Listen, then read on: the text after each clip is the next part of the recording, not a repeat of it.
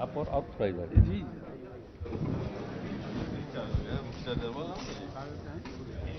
Document discharge है तो हम देख रहे हैं बैटरी से उधर लगा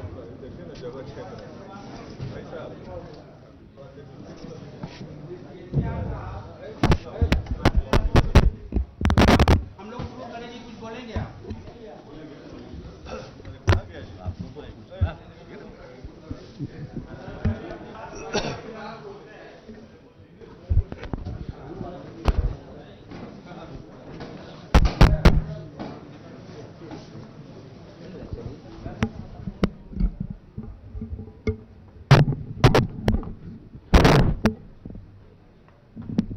बीच में रख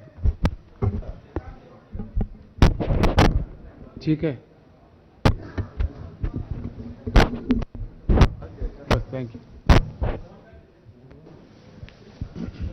आज हमारे बड़े भाई नीतीश जी से विस्तार में बात हुई है। एक बात तो समझ में आई और सहमति भी बनी कि किसी भी प्रकार से भाजपा सरकार को विदा करना है इस भारत से। इसलिए 8 साल हुए नरेंद्र मोदी जी प्रधानमंत्री बने हुए हैं। हर चीज में, हर सेक्टर में देश का विनाश हो रहा है। देश के हर वो आदमी परेशान है, बेहाल है।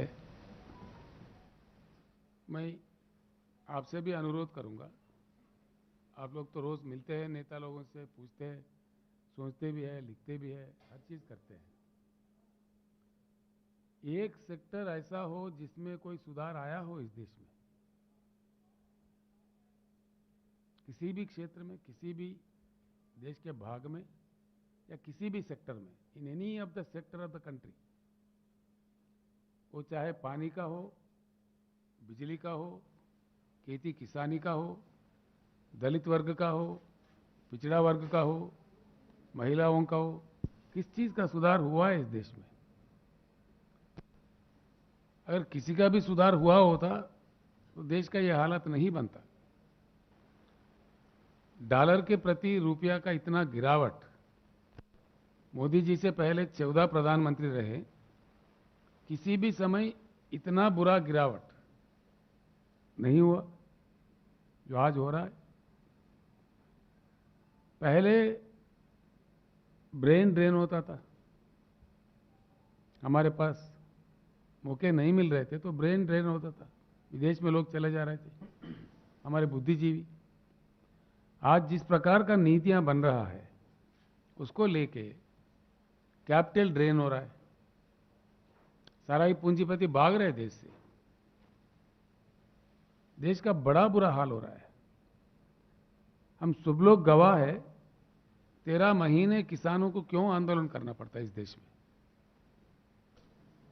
बहुत ही महान देश है हमारा, भगवान ने, प्रकृति ने काफी संपत्ति दी है। हमारे नदियों में 70,000 टीएमसी पानी बहते हैं। आज तक देश ने सिर्फ 20-22 हजार टीएमसी ही इस्तेमाल किया है। और वाटर वार्स होते हैं, जल युद्ध होते हैं, क्यों होने लगते हैं? बिजली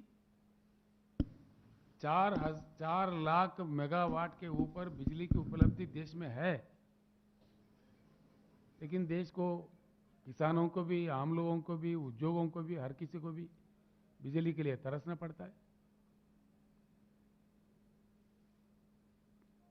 क्यों तरसना पड़ता है?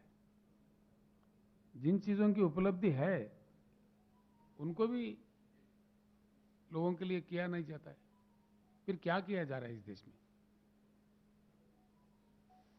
हर एक चीज में इकोनॉमी तबाह हो गई, कर्जा बढ़ गया देश का, रूपी वैल्यू गिर गया, प्राइस राइज हो गया, डीजल, पेट्रोल, खाद, हर चीज का दाम बढ़ गया। गरीब आदमी परेशान है, किसान आंदोलन पे है, और नीतियां, देश के रक्षा करने वाला हमारा डिफेंस सिस्टम इतना मजबूत सिस्टम रहा। कई प्राइम मिनिस्टरों ने युद्ध लड़े, कामयाब हुए, खड़े रहा भारत। लेकिन आज इतना बड़ा डिफेंस पॉलिसी बदल रहा है, अग्निपथ जैसा मामला ला रहा है, किसी से संपर्क नहीं, विपक्षियों से कोई बातचीत नहीं, नीतियां बदल रहे मनमानी। उसका अंजाम क्या होगा? आज किस सेक्टर में आया है? पीने का पानी तक उपलब्ध नहीं करा सकते हम लोग। किल्लत है पूरे देश में। जहां किसी राज्यों ने प्रयास किया वहां जो कुछ भी हुआ, लेकिन केंद्र सरकार की नीति से नारा के सिवाय कोई काम असल में आता ही नहीं, उपलब्ध होता ही नहीं। यहां तक के देश के राजधानी दिल्ली में पानी की उपलब्धि नहीं है 75 साल के आजादी के बाद। आज हमारे कई मित्र हर दिन पानी खरीदते हैं दिल्ली शहर में। दिल्ली शहर में भी पावर नहीं मिलता, 24 घंटा नहीं मिलता। कई हिस्सों में, दिल्ली के हिस्सों में पावर काटा जाता है हर दिन। ये क्या हो रहा है? ये चीज ऐसे है, 8 साल यानी कि मोदी जी के जो कालखंड उनके लिए दिया था जनता ने 10 साल का, उसमें 80% समय खत्म हो चुका है। अब उनके नीतियां क्या है साफ देश के सामने आ चुके हैं।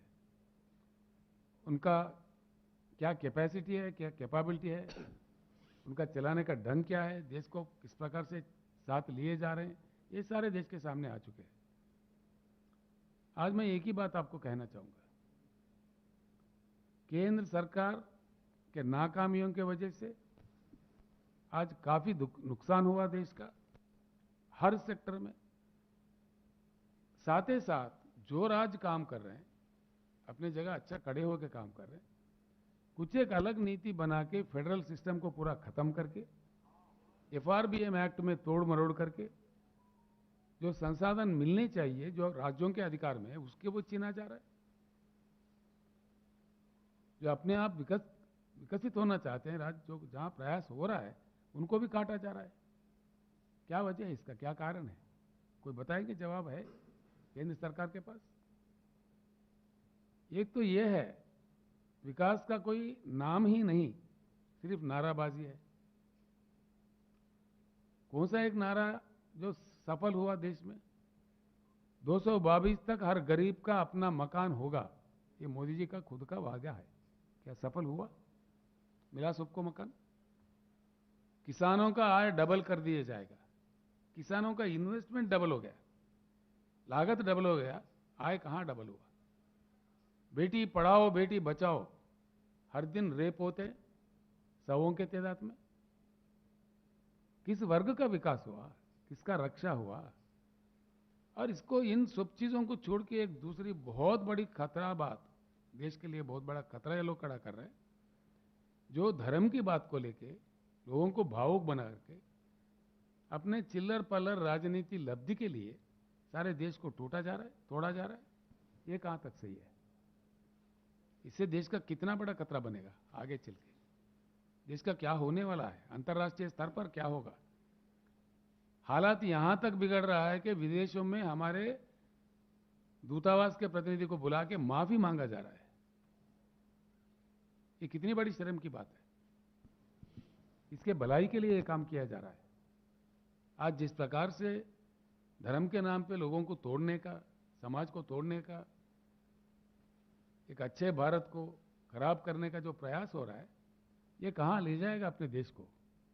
इसीलिए इकोनॉमी भी खत्म, कर्जा बढ़ गया, रुपी वैल्यू गिर गया, प्राइस राइज हो गया, किसी सेक्टर में सुधार नहीं आया, ना पीने का पानी मिला, ना सिंचाई का भरपूर पानी मिला, ना गरीबों का कोई अच्छा देखभाल हुआ। तो किसका लाभ हुआ, किसका फायदा हुआ? फायदा कुछ नहीं हुआ, विनाश हुआ। और साथ ही साथ बहुत बड़ा खतरा, धर्म के नाम पे दुनिया को तोड़ के, लोगों को तोड़ के। सबसे बड़ा बात है मेक इन इंडिया। क्या है नतीजा मेक इन इंडिया का? हमारे बच्चे जो पतंग उड़ाते हैं उसके मांझा तक चाइना से आता है, नाखून काटने का नेल कटर तक चाइना से आता है, शेविंग ब्लेड तक चाइना से आता है, राष्ट्रीय ध्वज भी हमारा तिरंगा चाइना से बनाया हुआ इंपोर्ट करते हैं। कहां गया खादी हमारा? हमारा बुनकरों का क्या हाल है?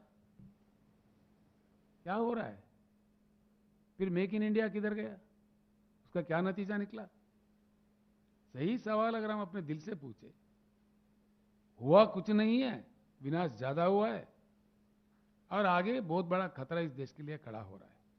इसीलिए हम एक ही आवाज, आज नीतीश जी से मिलने के बाद, जो बातचीत करने के बाद, नीतीश जी का भी मन है, मुझे भी उन्होंने आदेश दिया है, जितने भी विपक्षी दल है देश में, सारे एकजुट होकर, ताकत जुटाकर, शक्ति जुटाकर बीजेपी मुक्त भारत का नारा देना चाहिए और बीजेपी मुक्त भारत को हासिल करना चाहिए।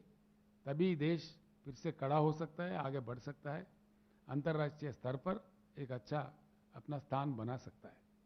मैं एक अन्य बात भी कहना चाहूंगा इस दौरान, आपसे प्रार्थना भी है, नीतीश जी ने भी प्रार्थना की, आप ये बात जरूर जनता तक ले जाए। भारत में 75 साल के आजादी के बाद इतने सारा समस्याओं से उलझ रहे हम लोग।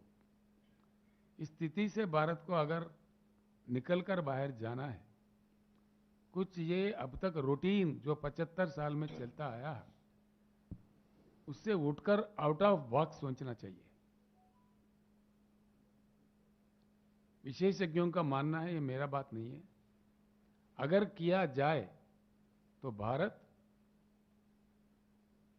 सर्वश्रेष्ठ देश इस दुनिया का बन सकता है, प्रभावशाली बन सकता है, प्रबल आर्थिक शक्ति बन सकता है। इसमें हमारा प्रयास होना चाहिए। एक उच्च गुणवत्ता वाली बदलाव भारत में चाहिए, ये बिल्कुल चाहिए। अगर हमारे पास ज्ञान नहीं है, पूरी दुनिया में जहां ज्ञान है वहां से प्राप्त करना चाहिए हम लोग। चाइना, जिसकी जीडीपी हमसे कम थी 1980 तक, 81 तक भी, उन्होंने कर पाया, कर दिखाया। उनका इकोनॉमी पहुंच गया $16 ट्रिलियन में। आज हम $3 ट्रिलियन के आसपास में घूम रहे हैं। बड़ा शर्म की बात है। चाइना में हर चीज हमसे कम है, हर चीज की उपलब्धि हमसे कम है, लेकिन वो कहां पहुंच गया? आज टक्कर दे रहा है पूरे दुनिया के अग्र देश जो माना जाता है, अमेरिका को टक्कर दे रहा है, प्रतियोगिता दे रही है। हम कहां रह गए? ये हम ऐसे बने रहेंगे? ऐसे ही रहना चाहिए देश को। आज देश के युवा को, देश के बुद्धिजीवियों को सोचना चाहिए। मैं एक ऐसे पवित्र जगह बैठ के ये बात कह रहा हूं जहां से लोकनायक जयप्रकाशन जी के एक आवाज पे पूरी देश में क्रांति आई थी, तानाशाही का खात्मा किए थे, रिश्वतखोरी के खिलाफ में लड़ाई लड़े गए थे। ऐसे पवित्र भूमि में आकर कुछ प्रेरणा मिलता है। इसलिए गुजरात से सारे देश के युवाओं को, बुद्धिजीवियों को, राजनीति में जो लोग काम सक्रिय कर रहे हैं, उन सारे लोगों से हम प्रार्थना करेंगे कि बीजेपी मुक्त भारत ही देश को आगे ले जाएगा। इनके धर्म के वाद पे, कुछ अन्य के वाद पे देश को तोड़ मरोड़ के जो कर रहे हैं, तोड़ना बहुत आसान होता है, जोड़ना बहुत कठिन होता है। एक बार टूटा देश, एक बार एक विद्वेष, एक हेट्रेड फैल गया, बहुत बुरा मुश्किल होगा, देश को बड़ा नुकसान हो जाएगा। हम संभलने में फिर काफी समय हमें लगेगा। इसीलिए इस खतरा से बचने के लिए हर किसी को आज सोचना चाहिए।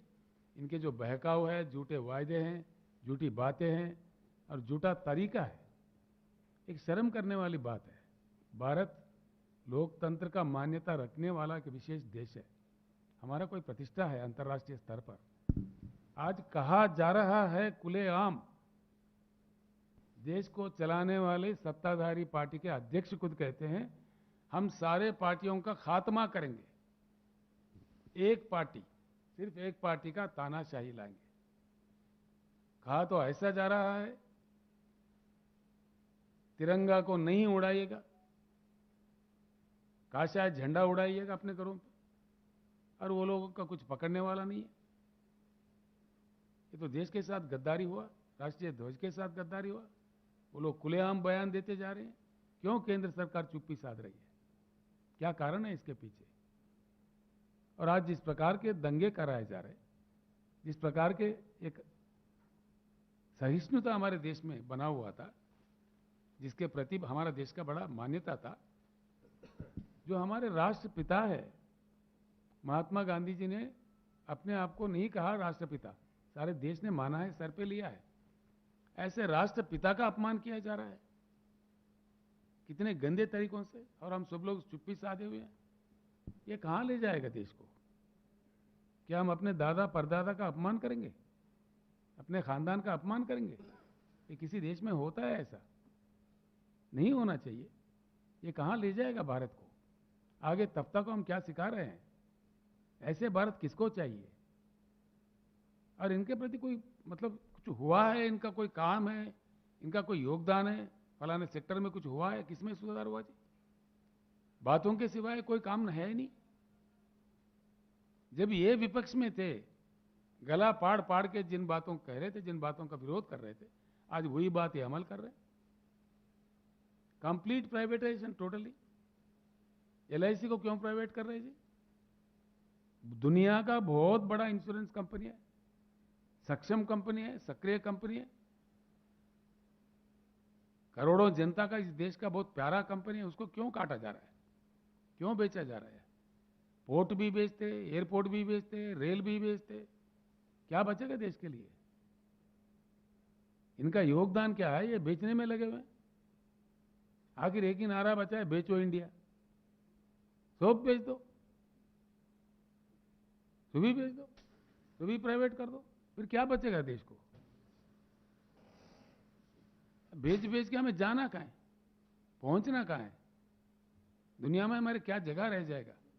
इसीलिए सारे देशवासियों से हमारा अनुरोध है, हमारा अपील है, और हमसे जो संभव प्रयास होगा, हर संभव प्रयास हम करेंगे। ये कुछ कमजोर लोगों को डराते हैं, विपक्षियों को जिस तरह से सताते हैं, ये सच्चे हरिश्चंद्र के भाई है क्या? आज सबसे ज्यादा पैसे खर्च करने वाला चुनाव के टाइम पे भारतीय जनता पार्टी है, ये सारा दुनिया जानता है, सभी को मालूम है, आप लोगों को भी मालूम है, हम सभी जानते हैं। सबसे ज्यादा पार्टी में पूंजी रखने वाला पार्टी भारतीय जनता पार्टी है। घोटाले किए जा रहे हैं। कभी हमारे देश के प्रधानमंत्री के खिलाफ कहीं नारा नहीं उठे।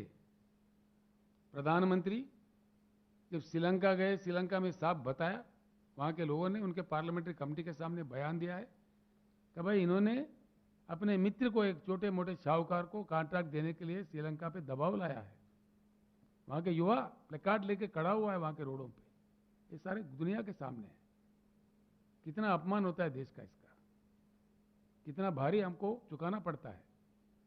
देश का गरिमा, देश का प्रतिष्ठा किस प्रकार खत्म हो रहा है। और प्रधानमंत्री अमेरिका में जाके, जब अमेरिका अध्यक्ष का चुनाव होता है, इतना गलत कदम है। अमेरिका अध्यक्ष के चुनाव के प्रक्रिया में हमको हस्तक्षेप करना चाहिए, डिप्लोमेटिकली कितना रॉन्ग स्ट्रेटजी है। और इन्होंने साफ कह दिया, अब की बार ट्रंप सरकार। ये क्या अहमदाबाद कारपोरेशन इलेक्शन है कि अमेरिका इलेक्शन है? क्या समझ के देश को दांव पर लगा रहे थे? वो आज हारे हुए हैं, दूसरा आके बैठा है। देश के बारे में कुछ ख्याल है? जो मन में आए कह दिए। इस प्रकार की नीतियां देश को कहां पर ले जाएंगे, क्या स्थिति देश की बनेगी, इस बात पे सोचना चाहिए। पत्रकार मित्रों से भी मेरा अनुरोध है, आप देश के प्रति जरूर कदम उठाना चाहिए, आप लोगों को जरूर सोचना चाहिए, देश में चेतना लाना चाहिए। जिनको जानकारी नहीं है उन तक बात पहुंचाना है। आप हमारे लोकतंत्र का फोर्थ स्टेट है, आपका मान्यता है। मैं बार बार दिल से आपसे प्रार्थना करता हूं कि आप लोगों को भी लगना चाहिए। जब कभी इमरजेंसी सिचुएशन, इमरजेंसी जैसे सिचुएशन में पत्रकारिता का, फोर्थ स्टेट का इस देश का क्या रोल रहा, आप एक बार याद कीजिए। आप फिर से एक बार आपको लगना चाहिए, मेरा आपसे अपील है। And I now welcome you to for any question. Sir, ये जो बार 118 ये आपने शुरुआत कर दिया ऑपोजिशन यूनिटी का आज one at a time. Rao साहब, आपने ऑपोजिशन यूनिटी का शुरुआत किया, आप हैं, नीतीश जी की पार्टी है, तेजस्वी की पार्टी है, तो क्या आप अपील करेंगे सारी पार्टियों को एक मंच पर आने के लिए? दूसरा कि इसके पहले हमने देखा है कि थर्ड फ्रंट का जो भी प्रयोग रहा है वो विफल रहा है, तो क्या कांग्रेस भी ऑन बोर्ड रहेगी तभी एक चैलेंज दे सकते हैं जो आप बीजेपी मुक्त भारत कर रहे हैं या नरेंद्र मोदी को चैलेंज करने के लिए?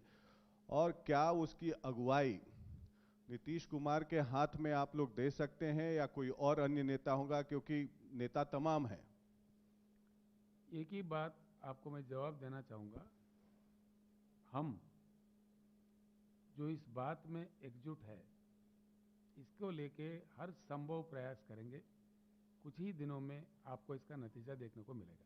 लेकिन नेता कौन होगा? आपको इतने घबराहट क्यों है? हम चुनेंगे जब समझ आएंगे, वक्त आएंगे। लेकिन आपने अभी आपने इतनी सिंपल बात है, समस्याएं, मैंने आपका जवाब दे चुका। सर एक सेकंड, अभी आपका आपने जवाब इतनी दे चुका है। समस्याएं बताई। मैंने आपको अभी जवाब दे चुका है। हम्म। हमारी बैठक होगी, विस्तार में हम बात करेंगे, जरूर किसी एक नेता चुनेंगे। आप घबराहट क्यों है? आप और कांग्रेस ऑन बोर्ड रहेगी? मैं जो कह रहा हूँ विस्तार में बात होगा, उस बात के बाद कौन बात होगा कौन नहीं होगा उसका निर्णय लिया जाएगा उस बैठक में। राव साहब, हमें कोई जल्दी नहीं है। राव साहब, अभी आपने अभी विस्तार से बताया कि कई क्षेत्र में अशांति है, गरीबों में अशांति है, किसानों में अशांति है, धार्मिक सद्भाव खत्म है, और ये भी आपने कहा कि जब भी अशांति होता है तो बिहार से क्रांति होता है, तब शांति आता है देश में। तो अभी चारों तरफ अशांति है। बिहार के पावन धरती पर आप बैठे हैं और मुख्यमंत्री नीतीश जी बैठे हुए हैं, जेपी के नेतृत्व में आंदोलन में भाग लिए, तो क्या आपको ऐसा लगता है, आपके अंदर ऐसा मन में विश्वास है कि जिस पवित्र स्थान पर आप बैठे हुए हैं, यहाँ से देश की राजनीति को एक नई दिशा मिलेगी और जो आप शांति चाहते हैं हर क्षेत्र में, जो देश के हित में चाहते हैं, वहाँ एक नई रोशनी मिलेगी? मैं आपसे एक बात कहना चाहूंगा, इस देश का दुर्दशा ये है कि देश के कुछ भागों को या कुछ राज्यों को बीमारू राज्य का करार दिया गया है। बड़ा दुर्भाग्यपूर्ण बात है। कुछ राज्य हमारे देश के बीमारू नहीं है, जिन्होंने ये बात कहा है उनका दिमाग बीमारू है। जब देश है, राष्ट्र एकता है, राष्ट्रीय भावना है, किसी राज्य को बीमारू नहीं रहना चाहिए, उसको ऐसा अधूरा नहीं भी छोड़ना चाहिए, विशेष नीतियां बनना चाहिए। हमारे बड़े भाई नीतीश जी कई सालों से, कई दशकों से प्रयत्न में लगे हुए हैं कि बिहार को विशेष राज्य का स्पेशल कैटेगरी मिलना चाहिए। काफी डिमांड उन्होंने किया है, हमने उनको पार्लियामेंट में कहते हुए भी सुना है, बात बाहर भी सुना है। जो प्लानिंग कमीशन को खत्म करके जिसे नीति आयोग को बनाया गया है, उसमें भी हम दोनों मुख्यमंत्री के हैसियत में वहां हिस्सा लेते थे, भाग लेते थे। उस समय भी मैंने सुना है नीतीश जी को वहां कहते हुए, उन्होंने डटकर कहा कि भाई हमको ऐसा कहना चाहिए। क्यों नहीं दे रहे जी? क्यों नहीं दे रहे? क्या वजह है? कारण क्या है? कोई कारण बताएगा? देश का प्रधानमंत्री, राजस्थान जैसा ही रह जाए? मैं जब नीतीश जी से लंच कर रहा था, यहाँ के फाइनेंस सेक्रेटरी, कई अन्य अधिकारी, वरिष्ठ अधिकारी हमारे साथ बैठे थे, मैं कुछ जानकारी प्राप्त करने की कोशिश कर रहा था उन लोगों से, सर भी साथ में थे, कि क्या नीतियां बन सकते हैं। मैं आपको एक बात कहूं, ये मेरी अपनी बात नहीं है। तेलंगाना एक यंगेस्ट स्टेट ऑफ इंडिया है। तेलंगाना जब बना 2014 में, हमारे पास भी कई समस्या ऐसे थे। बिजली की बड़ी किल्लत थी, बहुत ही किल्लत थी, कब आता भगवान जाने। हर दिन हजारों मोटर जलते थे किसानों के। बिजनेस तो सबसे ज्यादा था, कन्वर्टर, जनरेटर, स्टेबलाइजर, बहुत बड़ा बिजनेस था उन लोगों का। मोटर वाइंडिंग करने वाला का भी इतना बड़ा बिजनेस था। लेकिन आज तेलंगाना में एक 6-7 साल के प्रयास के बाद, कठिन प्रयत्न के बाद 24 घंटा करंट हम देते हैं जी हर सेक्टर को, उच्च गुणवत्ता वाला बिजली हर सेक्टर को देते हैं। और ये मेरा बात नहीं है, आंकड़े भी मेरे नहीं है। पार्लियामेंट में मंत्री जी, केंद्र सरकार खुद बताती है, उड़ीसा में, छत्तीसगढ़ में जो पावर के कंपनियां, जनरेटिंग स्टेशंस बन के है, किसी न किसी बहाने उनको स्ट्रेस्ड एसेट्स कह के पार्लियामेंट में स्टेटमेंट दिया जाता है।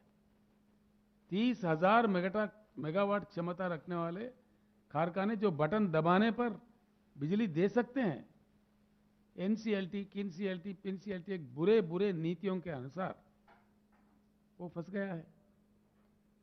क्या हो रहा है देश में? किसानों को क्यों तंग किया जा रहा है? किसानों को क्यों परेशान किया जा रहा है? इसके पीछे क्या है? बड़ा षड्यंत्र है। जैसा मैं कह रहा था, देश को पूरा प्राइवेट प्राइवेट प्राइवेट बेचो इंडिया चल रहा है, ऐसे किसानों को भी बेहाल कर देंगे।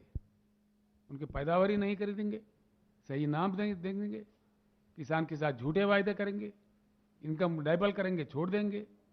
13 महीने जब चुनाव आते हैं तो मीठी मीठी बातें करेंगे, माफी मांग लेंगे, चुनाव खत्म हो गया तो झूठी बातें कहेंगे। क्या हो रहा है जी? प्रधानमंत्री जी किसानों से खुद माफी मांगे थे, क्या हुआ? इतने महीने बीत गए, क्या हो रहा है? केंद्र सरकार के पास इतना भी हौसला नहीं है कुछ बात कह सके किसानों को, इस देश के किसानों को? क्या हो रहा है देश में? अगर किया जाए, ये बात मेरा नहीं है जी, विशेषज्ञों का है, शास्त्रज्ञों का है, 2 साल के अंदर जगमगाता हिंदुस्तान को दुनिया के सामने पेश किया जा सकता है। ये क्षमता है देश में। Bad power policy, because of the bad power policy adopted by government of India. मैं आपको एक बात कहना चाहूंगा, हमारे पास तेलंगाना में ये कोयला खान है जिसके हम ओनर है, तेलंगाना राज, जो सिंगरेनी कॉलरीज के नाम से जाना जाता है। हमें मिलता है जी कोयला 3,800 रुपए में 1 टन मिलता है हमारे जनरेशन स्टेशन को, जबकि हमें केंद्र सरकार से हुक्म आता है 25,000 में 1 टन खरीदना पड़ेगा आपको, आप नहीं करोगे बंद करेंगे सप्लाई कोयल इंडिया से। क्या षड्यंत्र है इसके पीछे? कितने लाखों करोड़ का घोटाला है? क्यों मजबूर किया जा रहा है? हमने सवाल किया है, हमने हमारे असेंबली से कहा दिया है प्रधानमंत्री को, भाई हम नहीं खरीदेंगे, जो मर्जी आप कर ले, जो कार्रवाई आपको करना कर ले, लोकतंत्र है, हम पे जबरदस्ती नहीं टोकना चाहिए, हम नहीं खरीदेंगे। जब हमारे खुद के कोयला खाने से हमको 4,000 के अंदर कोयला मिलता है, 25,000 30,000 में खरीदने के लिए केंद्र सरकार किसी राज्य को मजबूर करता है, क्यों? क्या वजह है? इसके पीछे बहुत बड़ा षड्यंत्र है। मैं अपने किसान भाइयों को बताना चाहूंगा कि किसान मजबूर हो जाए, पावर बिल बढ़ाया जाए, उसका फसल नहीं खरीदा जाए, बेहाल होकर किसान छोड़ दे, और सारे जमीन खरीदने के लिए इनके मित्र तैयार हैं, करोड़ोंपति। एक ही चीज बचा हुआ है, खेती किसानी इस देश में, उसको भी ये लोग कारपोरेट करना चाहते हैं, कारपोरेट कंपनियों के हवाले कर देना चाहते हैं। ये बड़ा बदनसीब बात है। इसीलिए हर किसान को जागना चाहिए, हर किसी को जागना चाहिए, हर बुद्धिजीवी को जागना चाहिए, इन षड्यंत्रों को पहचानना चाहिए और इसके समाधान निकालना चाहिए। इसीलिए हम कहते हैं, हम यूं ही नहीं कहते कि बीजेपी मुक्त भारत, बीजेपी से खतरा है इस देश को, इस खतरा को समझे। क्यों बेहाल परेशान किया जा रहा है किसानों को? प्रधानमंत्री जी खुद माफी मांगे, उसके बाद समस्या सुलझता नहीं है, फिर किसान आंदोलन पे क्यों उतर रहा है? मैं आपको बता रहा हूं, आज हाल में अभी 2-3 दिन पहले हैदराबाद में 26 राज्यों से किसान संगठन के नेता मेरे पास आए थे। हमारे पास जो कार्यक्रम हुए, हम देते हैं जी, हर एकड़ में 10,000 का लागत देते हैं, इन्वेस्टमेंट देते हैं। हमारे किसानों को, तेलंगाना किसानों का हमने बीमा करवाया, सारे प्रीमियम हम भरते हैं LIC को, और जिस किसी भी किसान का किसी भी कारण एक्सीडेंट नहीं, किसी भी कारण मृत्यु हुआ, 10 दिन के अंदर उनके अकाउंट में सीधे ही 5 लाख रुपए पहुंच जाता है। क्या इतना भी नहीं कर सकता केंद्र सरकार? इतनी क्षमता नहीं है? जो बात तेलंगाना संभव में है, तेलंगाना में संभव है, पूरे भारत में क्यों संभव नहीं है? हम हर दाना खरीदते हैं किसान से तेलंगाना राज्य में। 7,000 परचेजिंग सेंटर्स हमने खोला है। हर एक दाना till the last grain Telangana सरकार ही खरीदता है MSP देके। क्या ये काम गवर्नमेंट ऑफ इंडिया नहीं कर सकता? क्यों नहीं कर पा रहे? इसके पीछे कारण क्या है? क्यों तंग किया जा रहा है? राव साहब, एक सवाल है आपसे। आप नीतीश कुमार जी को प्राइम मिनिस्टरियल कैंडिडेट के रूप में किस तरह से देखते हैं सर? नीतीश कुमार जी देश का एक जाना माना वरिष्ठ नेता है, इसमें किसी को शक की बात नहीं है। नीतीश कुमार का सुनिए ना, why you are so, I am here, I will be here, I am very patient. Nitish Kumar ji इस देश का उत्तम से उत्तम वरिष्ठ नेता है, इसमें किसी को कोई शक नहीं है। सुनिए ना, मुझे बात तो खत्म करने दे। जब हम बैठेंगे, समर्पित रूप से बैठेंगे, समाधान निकालने का हर संभव प्रयास करेंगे। मैं एक कौन बनता हूं, मेरे जैसे कई नेता है देश में, तो सभी की सहमति से जिस प्रकार की नीति बनना चाहिए, जिस किसी को नेता चुन के सर पे लिए चलना चाहिए, वो जरूर हम आपको बता देंगे। आपको कोई घबराहट की या जल्दीबाजी की जरूरत नहीं है।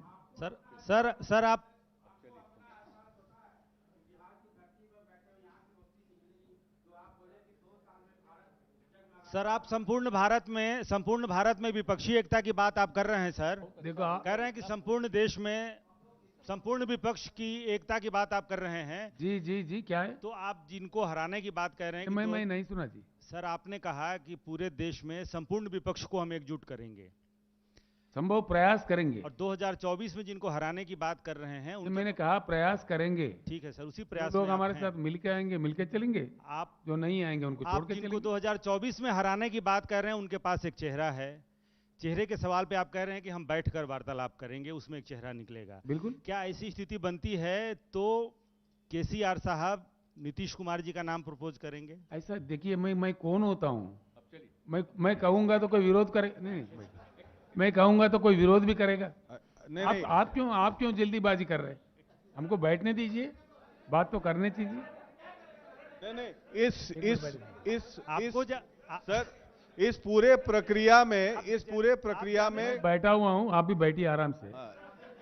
आप भी बैठिए। आप भी बैठ जाइए। अरे आप बार क्यों उठ के जा रहे हैं? बैठिए आप भी। सर इस पूरे प्रक्रिया में कांग्रेस पार्टी की क्या भूमिका होगी? विपक्षी एकता में कांग्रेस पार्टी की क्या भूमिका रहेगी? राहुल गांधी क्या प्राइम मिनिस्टर के दावेदार रहेंगे? क्योंकि कांग्रेस पार्टी कहती है कि हमारे prime minister candidate Rahul Gandhi हैं। देखिए ऐसा है, नहीं, सिंपल बात है। मैंने साफ कह दिया कि आप होशियार है, मैं आपसे भी होशियार हूं। मैंने कह दिया है। Your Hindi is very good.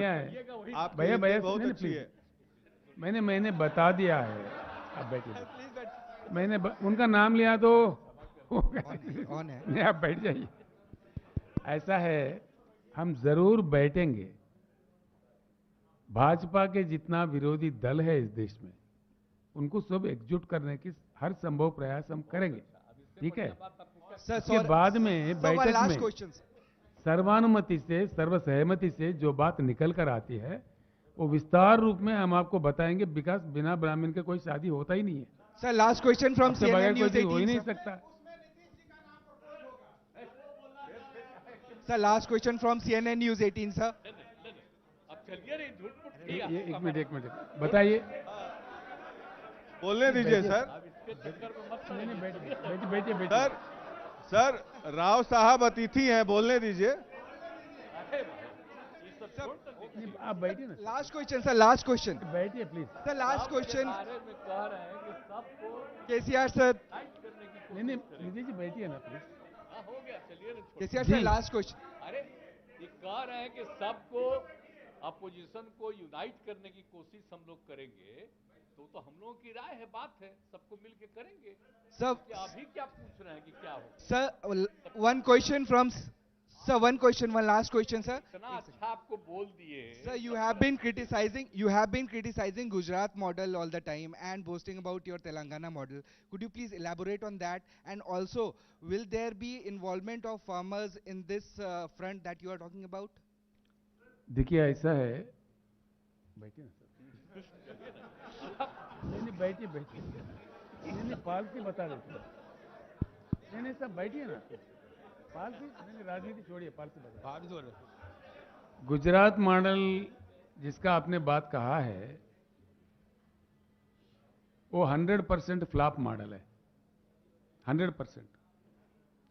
हाल में सारा मीडिया आप लोगों के माध्यम से देश के सामने ला चुके हैं, जहां गांधी जी का जन्म हुआ, कहते हैं कि भाई प्रोहिबिशन है हमारे पास, लेकिन वहां कल्ती शराब, इलिसिट लिकर पी के 70 लोगों की मृत्यु हो गई है, जो प्रधानमंत्री जी का खुद का राज्य है। Do you think that Gujarat model is a successful model? You think so? It is 100% flop model. आप ह्यूमन इंडेक्स देखिए, कहां जा रहा है देश, उसमें गुजरात भी इतना अंदर है। गुजरात में भी बिजली की किल्लत है, पीने का पानी का किल्लत है। उद्योगपति भी आंदोलन कर रहे हैं, बिजली दो हमें, वरना हम अन्य राज्य में चले जाएंगे। ये हर रोज सुनते हैं जी हम। हमारे पास भी गुजरात के कई बिजनेसमैन काम करते हैं हैदराबाद में। Gujarat model is a utter flop model. गरीबों का कोई देखभाल नहीं होता। वहां दलितों के साथ क्या हो रहा है गुजरात में, कल जो वाकया हुआ, कोई दलित शादी करके घोड़े पे भी नहीं जा सकता गुजरात में। ये गुजरात मॉडल है? ये मॉडल चाहिए हिंदुस्तान को? कब तक, कहां तक चलेगा? 100% it's a flop model, it's proved. Do you have any doubt about that?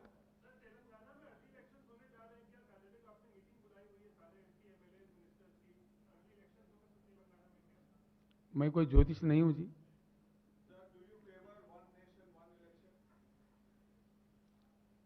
वो अगर संभव हो तो सुनने के लिए अच्छा ही लगता है। तो हमारे जैसे देश में वो कहां तक संभव है, कहां है, उन चीज के बुद्धिजीवी है, वो सब बैठ के तय करे, प्रयास करे, अगर हो सके तो हो जाए। Mr. Rao, one small question. I've been trying to reach out to you for quite some time now. The question being that it appears more or less from whatever deliberations you people had, that your idea of cobbling up a third front yet again, in the past we do have such. It is not third front, sorry.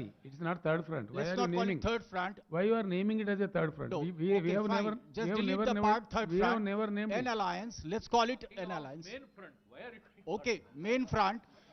So in the past, it has been failed attempt. What do you think? This time round, there would be some kind of cohesiveness despite all the inherent contradictions. देखिए ऐसा है, आपका सवाल का मैंने जवाब दे चुका है। पीछे जो परिणाम हुए, जो फ्रंट्स फेल हुए हैं, ये सारा देश भी जानता है, राजनेता भी जानता है, हर कोई जानता है। इसीलिए हम कह रहे हैं, भाजपा से जो खतरा सामने आ रहा है, जो उभर रहा है, उस खतरे से इस देश को बचाने के लिए हर संभव प्रयास, अच्छे प्रयास, उच्च गुणवत्ता वाला प्रयास हम सब मिलकर करेंगे। उससे क्या बात निकल कर आती है देश के सामने, आप थोड़ा सब्र से काम करें। सर, बिहार में सरकार फ्रंट है भाई, आपको क्यों इतनी घबराहट है भाई? हम बताएंगे ना, राव साहब बैठेंगे बताएंगे। आप क्यों ऐसे सवाल उठा रहे हैं? यानी कि आप विपक्ष के अंदर आप फूट डालना चाह रहे हैं। फिर क्या बात है, फिर क्या बात है? हम बताए जा रहे हैं, सेम क्वेश्चन आप दोहराते जा रहे हैं। हमने जवाब दे दिया आपका। राव साहब, एक सवाल इधर से है।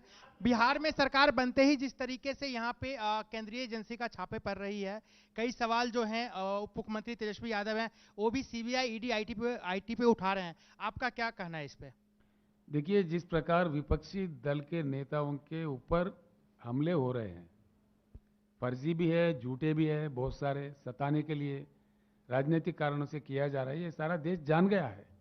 सारा देश, एक कार्टून आया था बिहार में जैसा सत्ता परिवर्तन हुआ तो कार्टून आया, एक बस है जिसके ऊपर लिखा हुआ है ईडी, सीबीआई और कुछ क्या पता नहीं क्या क्या, आईटी। अधिकारी भाग रहा है, उनके मिसेस पटलून पकड़ के पैंट तो पहन के जाओ। ये कार्टून आया जी, सारा देश हंस पड़ा इस पे। यानी कि इस एजेंसी का भी, कॉन्स्टिट्यूशनल बॉडीज का भी कितना अपमान इस देश में हो रहा है। उनका जो मान्यता है उनको किस प्रकार का राजनीतिक कारणों के लिए इस्तेमाल किया जा रहा है, सारा देश जान चुका है। आप लोग भी बखूब जानते हैं हमसे। ये जो भी हो रहा है गलत हो रहा है, ठीक नहीं हो रहा है। So do you think that consent of the CBI should be withdrawn in Bihar as it happened in other states? नहीं, it should be withdrawn everywhere. Okay. Law and order is a state subject. जो जहां चाहे घुसपैठ करे, षड्यंत्र करे, dictatorial stunt चलाए। और दूसरी बात मैं कहना चाहूंगा आपको, जो भी एक पार्टी लाएंगे, एक ही ध्वज लाएंगे, एक ही मैं रहूंगा, मैं पन्ना मैं का घर हमेशा खाली, ये होता हुआ दिखा हमारे पुराणों में भी, हमारे इतिहास में भी, अब भी बिल्कुल होके रहेगा। आपको धन्यवाद।